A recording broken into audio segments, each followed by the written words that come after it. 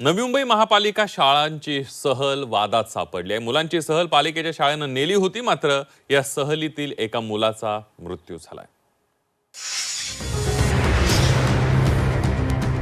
नवी मुंबई महापालिकेच्या सहलीला गेलेल्या विद्यार्थ्याच्या मृत्यूनं अनेक प्रश्न निर्माण झालेत। महापालिका शाळेच्या 1000 विद्यार्थ्यांना वॉटर पार्कला सहलीसाठी नेण्यात आलं होतं। तिथं आयुष सिंह नावाच्या 13 वर्षांच्या मुलाचा मृत्यू झालाय। आयुषला कोणताही त्रास नव्हता, मग त्याचा मृत्यू झाला कसा, असा प्रश्न आयुषच्या वडिलांना पडलाय। वो एमएस का पिकनिक पे गया था। सुबह स्कूल आया, उसको मैं छोड़ा, ठीक ठाक छोड़ा।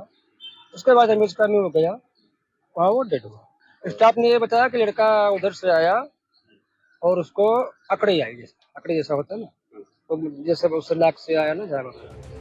खालापूर पोलिसांनी या प्रकरणी अकस्मात मृत्यूची नोंद केली आहे। सदर विद्यार्थी जो आहे तर त्याला हॉस्पिटलला नेण्यापूर्वीच जागेवर तो मयत झाल्याचे घोषित करण्यात आले।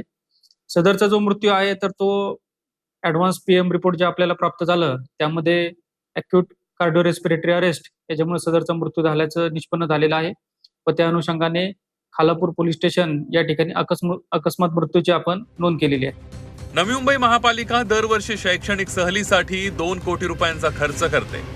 महापालिकेच्या सहल धोरणात बसत नसतानाही वॉटर पार्कला सहल का नेली, असा प्रश्न निर्माण झालाय। 1000 विद्यार्थी सहलीला गेले होते, मग 10 विद्यार्थ्यांमागे 1 शिक्षक याप्रमाणे 100 शिक्षक सहलीला सोबत गेले होते का, असा सवालही त्यांनी उपस्थित केलाय।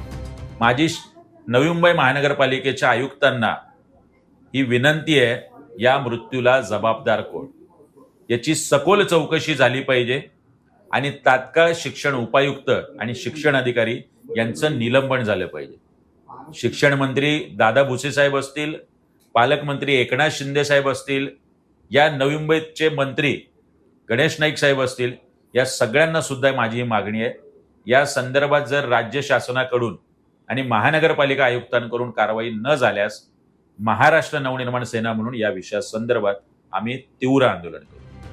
शाळकरी मुलांच्या शैक्षणिक सहलीसाठीचे काही नियम आहेत। हे नियम कुणाच्या तरी फायद्यासाठी पायदळीत उडवले जातात का? शिवाय धोरणात बसत नसलेल्या ठिकाणी सहली नेऊन विद्यार्थ्यांच्या जीवाशी खेळ होतोय का, याचा विचार व्हायला हवा। स्वाती नाईक, झी 24 तास, नवी मुंबई।